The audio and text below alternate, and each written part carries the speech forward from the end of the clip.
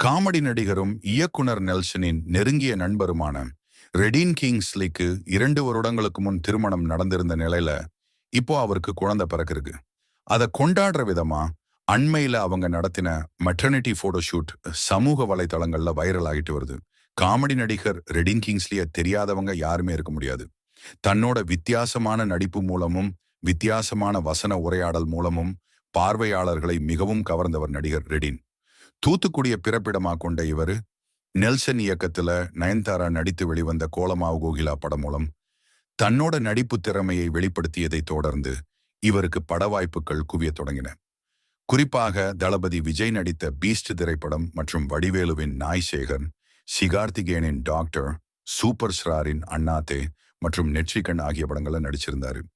இவர் கடந்த 2023ஆம் ஆண்டு சின்னத்திரை நடிகை சங்கீதா என்றவங்கள திருமணம் செய்திருந்தார். இப்போ இவருக்கு குழந்தை பிறக்க இருக்கு. அதோட இவங்க நடத்தின மெட்டர்னிட்டி போட்டோ ஷூட் புகைப்படங்கள் இணையத்துல வைரல் ஆகிட்டு வருது.